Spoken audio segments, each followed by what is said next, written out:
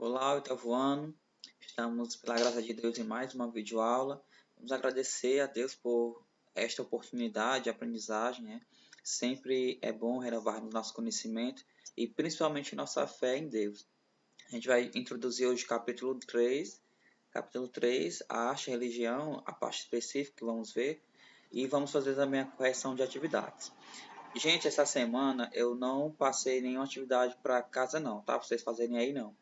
Eu preferi que vocês vissem como é que está o Classroom de vocês, as atividades.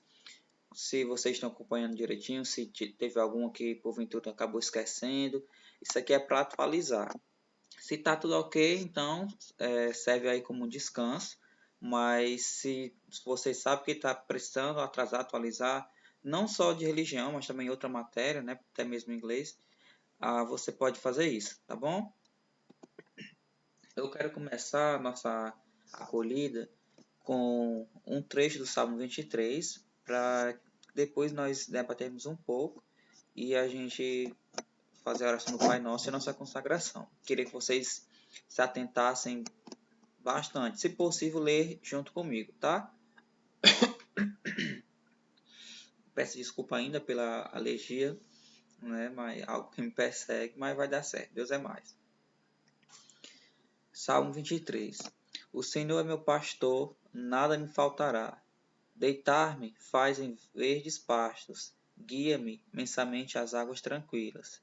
Refrigera minha alma, guia-me pelas veredas da justiça, por amor de seu nome. Ainda que eu andasse pelo vale da sombra da morte, não temeria mal algum, porque tu está comigo. A tua vara e o teu cajado me consolam. Preparas uma mesa perante mim, na presença dos meus inimigos. Unges a minha cabeça com óleo e o meu cálice transborda. Certamente que a tua bondade e a misericórdia me guiarão, me seguirão todos os dias da minha vida, e habitarei na casa do Senhor por longos dias. Amém. Sendo assim, vamos fechar os nossos olhos, meditando essa rica palavra, esse rico salmo, onde o Senhor se mostra como o salmista, né, coloca o Senhor como o pastor, como o líder, como aquele que guia e que dá tranquilidade. E que nossa vida também hoje esteja tranquila, porque Deus está conosco, porque Ele é nosso pastor. Com muita fé, possamos rezar. Pai nosso que estais no céu, santificado seja o vosso nome. Venha a nós o vosso reino, seja feita a vossa vontade, assim na terra como no céu. O pão nosso de cada dia nos dai hoje, perdoai as nossas ofensas, assim como nós perdoamos a quem nos tem ofendido. E não nos deixeis cair em tentação, mas livrai-nos do mal. Amém. Ó minha Senhora, ó minha Mãe, eu me ofereço todo a vós, e em prova da minha devoção para convosco, eu vos consagro neste dia os meus olhos, os meus ouvidos, a minha boca, o meu coração, e inteiramente todo o meu ser, porque assim sou vosso, ó incomparável Mãe, guardai-me e defendei-me como um filho de propriedade vossa. Amém. Amém, né, gente? Então, introduzindo aqui o capítulo 3, ó. A experiência do sagrado na arte e na vida. A gente vai fazer essa mesclagem, onde a gente pode encontrar a questão religiosa na arte e na vida, certo? É um tema bem interessante. A introdução aqui no livro de vocês podem acompanhar na página 81, está um pouco alterado, né? Não tem como ser totalmente igual aqui, não, a imagem não caberia, mas a frase de Santo Agostinho permanece, ó. Tarde te amei, ó beleza tão antiga e tão nova. Tarde demais te amei. Ele falando, né, sobre quando o encontro com Deus, o verdadeiro com Deus, e comparando a beleza de tudo, quando a gente passa a descobrir algo novo, né, a gente consegue ver os detalhes, as belezas, talvez escondidas, que a gente nunca presta atenção. No caminho da sua casa, por exemplo, né, da casa à escola, da escola à sua casa, tem detalhes que vocês nem tenham percebido. E mesmo assim é belo. E talvez também tenha um sentido religioso, né, ou não, a questão aí da beleza, mas enfim, só para você entender os detalhezinhos, né, que ele queria falar, Santo Agostinho. E a introdução, ó, aqui no texto, diz: a capacidade de um ser humano criar símbolos faz da arte, assim como ocorre com a religião, uma experiência de transcendência e uma verdadeira vivência religiosa, pois ela tem o poder de dar um novo sentido à existência do ser humano. Portanto, a arte e a religião, com suas recíprocas influências, estão ligadas uma vez que são formas pelas quais o ser humano é capaz de transcender sua finitude. A arte e a religião, elas ligam. E quanto mais admira, quanto mais nós admiramos algo, menor nós ficamos, né? Porque existe algo que é maior a nós, que é algo mais belo, que talvez seja transcendente, que a gente se sinta assim, quem eu sou diante dessa beleza tão grande? Quem eu sou diante deste poderoso Deus, né, para a gente, para as pessoas desses deuses? Fica aí uma reflexão. E essa imagem, ó, de Shiva, né, nessa beirinha aqui do mar, é muito, muito, muito belo. É uma construção assim excelente, maravilhosa, né? Muito formidável. Porque você imaginar alguém construir algo desse porte, né, com todos esses detalhes, em uma proporção perfeita, porque é bem proporcional. Às vezes a gente vê por aí muitas estátuas ou bustos mesmo, né, que são grandes, não são gigantes, são grandes. E mesmo assim sai totalmente desproporcional, sai feio, você sabe que ali não ficou legal. Mas nessa dimensão aqui, nesse tamanho e ser tudo bem proporcional, é maravilhoso. Parabéns aí aos construtores, né? E confere aí na página 81 que dá para ver melhor, tá, pessoal? Desculpa. Arte e religião, agora na página 82. Vamos fazer a leitura. A religiosidade está presente na vida dos seres humanos desde a pré-história. Por meio desse fenômeno individual e coletivo, nossos ancestrais encontraram uma maneira de se comunicar com o transcendente, ou seja, com aqueles que acreditam que há a divindade, né, que está superior a eles, o líder espiritual. Ao longo da história, o ser humano ampliou a função da religião para compreender também sua origem e a do universo, e passou a expressar, por meio da criação artística, os símbolos de suas crenças e visões de mundo. Podemos afirmar que a religião e a arte, manifestações que se tornaram intimamente ligadas, fazem parte da experiência humana. Ambas apresentam linguagens simbólicas que fundem no processo de construção do ser humano. Que se fundem, né? É algo bem, bem, bem antigo. Há muito tempo mesmo, muitos anos antes de Cristo. Isso é antes de Cristo. Ó. Foi criado, foi feito a Vênus de Willendorf. Desculpa, Willendorf. O autor desconhecido, mas aqui dizem que era o padrão da beleza feminina na época. Isso há muito tempo atrás. Mais ou menos o padrão seria esse. Graças às suas formas corporais exageradas, uma das possíveis teorias sobre seu significado na cultura pré-histórica é de que esta estátua representava a fertilidade ou a deusa mãe. Também tem esse lado, né,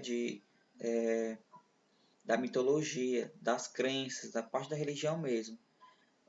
Sempre unido, ó, uma coisa à outra. Você imaginar há muito, muito, muito, muito tempo atrás, isso há muitos anos mesmo, alguém esculpir algo desse tipo, no sentido religioso e artístico, desculpa, isso é muito interessante, porque a mente do pessoal da pré-história, pessoal antigão mesmo, não é igual a nossa, a gente não tem como comparar, né? A gente evoluiu, temos um pensamento mais crítico, de conhecimento maior, não porque eles não fossem inteligentes, de forma alguma, talvez fossem até mais do que nós, né? Em muitos casos. Mas eu digo nesse sentido de mundo, de conhecimento. Eles não tinham tanto conhecimento, mas têm acesso hoje ao conhecimento. A internet nem existia, né? O Google nem existia. Então, assim, tudo era muito limitado. E a pessoa fazer imaginar, né, transcrever para cá, transpor para cá a similaridade da mulher, pode ser dessa deusa, na fertilidade, mas também no sentido religioso, isso é muito incrível. Para a gente não tá legal, assim, parece coisa de criança, um amador fez, mas gente, para isso, 2200, né, foi antes de Cristo, fora todo essa temporada depois de Cristo. Isso é muito tempo mesmo. Então, ao meu ver, é perfeito. A cultura e a religião estão integradas dessa forma. Na página 82, continuando. Ó. A estética é o ramo da filosofia que estuda a questão do belo em todas as dimensões da vida humana. Assim como na dimensão religiosa, a arte se constitui como experiência de transcender. Segundo o filósofo alemão Hans Georg, 1900 a 2002, a arte como transcendência não pode ser reduzida de forma utilartista, palavra nova, né? Utilitarista. Desculpa mesmo, pessoal. Utilitarista. É porque no computador, com a luz aqui, fica muito complicado de ver. Tem um reflexo, aí é desse jeito. Paciência aí, viu? Somente uma dimensão expressiva. O belo, sobretudo na arte, é considerado aquilo que religa. A arte está presente em pinturas, esculturas, músicas e na arquitetura dos templos religiosos. Só para você perceber aqui, ó, a arte nos templos religiosos, né, isso significa religião. Se você entrar em uma igreja, em um templo assim, com esses vitrais, até mesmo na nossa capela nós temos. Se você lembrar aí dos vitrais que tem lá na capela do patronato, né, lá em cima, em cima das janelas, vocês vão ver. São círculos pequenos, né, não se comparam a esses, mas são belos. Quando a gente entra na capela, a gente já fica impressionado com a beleza, né? Imagina entrar uma catedral assim em algo que tem a arte bem mais expressiva e você vai voltar tudo aqui para a religião, ó. São imagens que remetem à religião mesmo, não são imagens aleatórias. Geralmente esses vitrais eles têm um sentido religioso, se for em uma igreja, né, loja, obviamente. Se for em uma casa, por exemplo, em um shopping, em uma loja, não vai ter o sentido religioso, vai ter um sentido mesmo artístico, vai ter outros desenho de flor, de talvez um animal, mas quando se trata de igreja mesmo, esses desenhos são com símbolos religiosos. E, então, mais uma vez, o livro quer trazer para você essa questão de unir a religião da arte.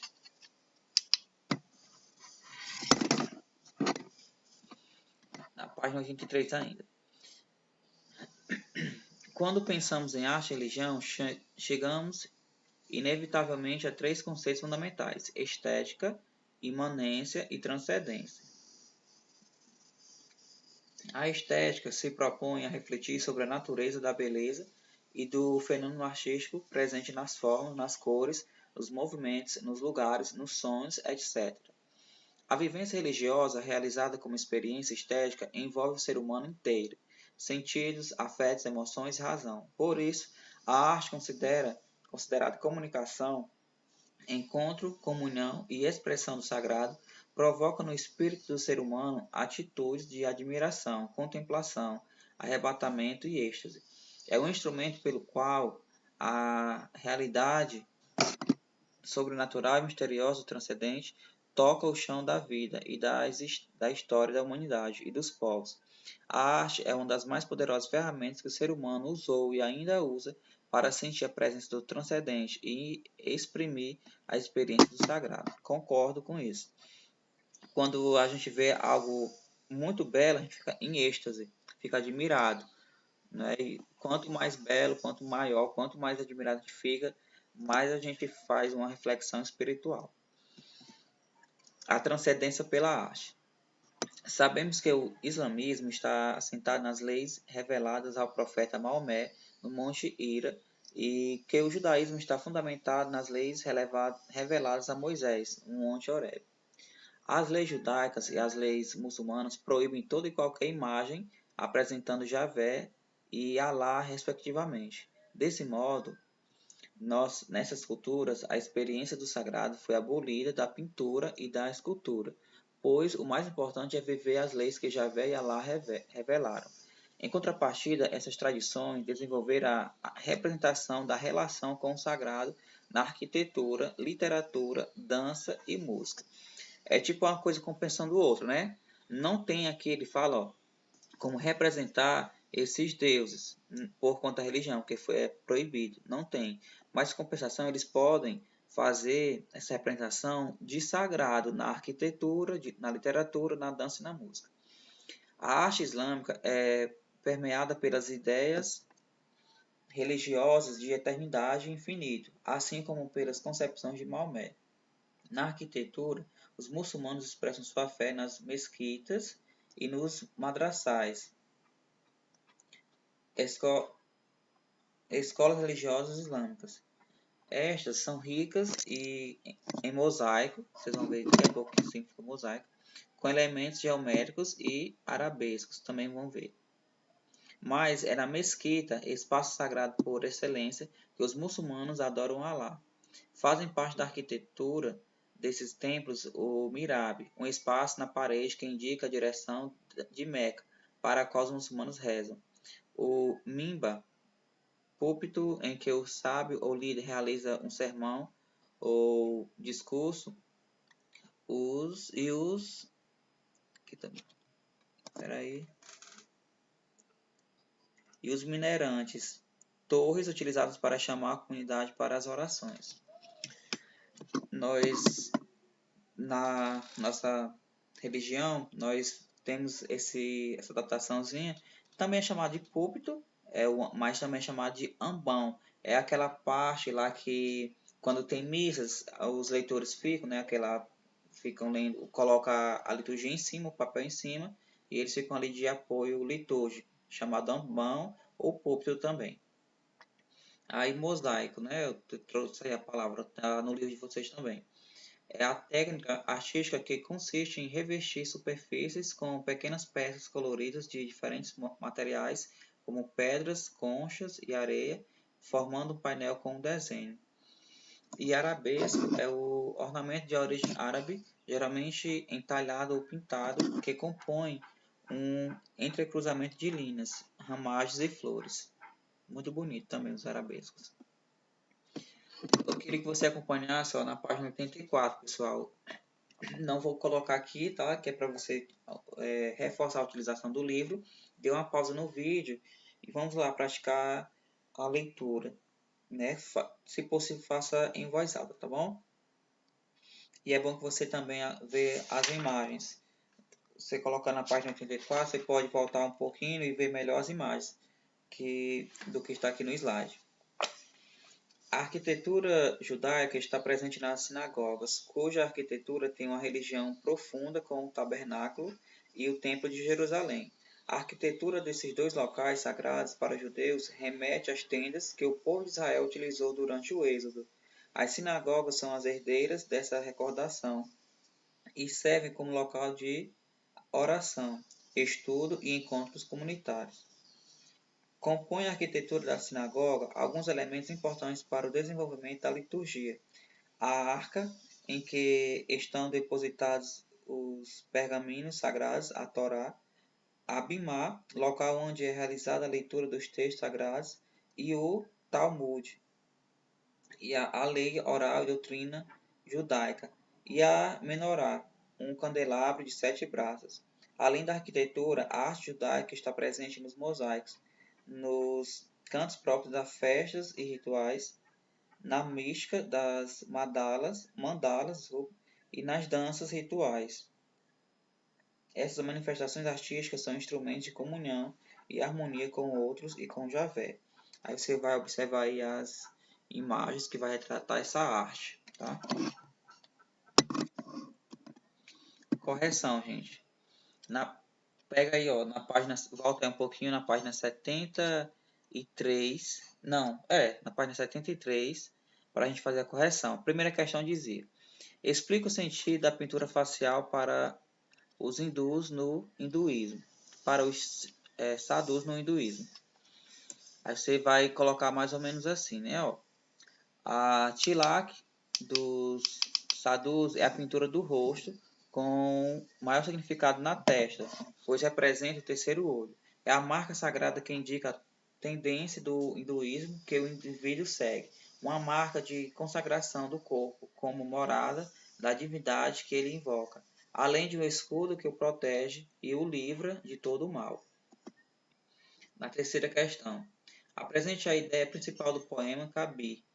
Transcreva os versos que representam. Você ia ler o texto também, o poema, na página 73, e dá para a gente fazer assim, ó. Pode ter várias respostas, tá? Não só essa, que é só um exemplo. Mas isso aqui é única. O poema é uma declaração de amor a Deus. Nesse sentido, vai estar certo. Aí os exemplos, né, como ele pede, para transcrever os versos. Desde o dia em que encontrei meu Senhor, o jogo do nosso amor não tem fim. E o que quer que eu faça, faço por ele, faço para ele. São alguns exemplos, né, dessa questão. Primeiro, da página 77. Identifica as características dessa prática esportiva e física classificada pela reportagem como uma religião. Você pode colocar algo nesse sentido. Ó. A forma como os frequentadores praticam CrossFit parece um ritual. O instrutor se assemelha desculpa, a um líder religioso. O praticante é um fiel e devoto fervoroso, e a emoção transforma todo o processo de exercícios em um culto e o local em um templo. Segue a lógica das tradições religiosas. Existe também uma prática ritual comunitária na academia, além da dimensão do sacrifício. Esse é um pouco sobre o CrossFit. Meninos, nossa aula chegou ao fim, mas eu queria terminar com essa frase muito forte para que você refletisse no dia de hoje. O que é impossível para os homens é possível para Deus. Do Evangelho de Lucas 18, né, versículo 27. E que a gente possa ter essa fé mesmo, que Deus pode fazer o impossível. Para a gente tá aí no poço, né? A gente pode estar com o pensamento pior possível. Mas para Deus, isso com certeza é possível ser resolvido. Que vocês tenham um excelente dia, abraço, até mais.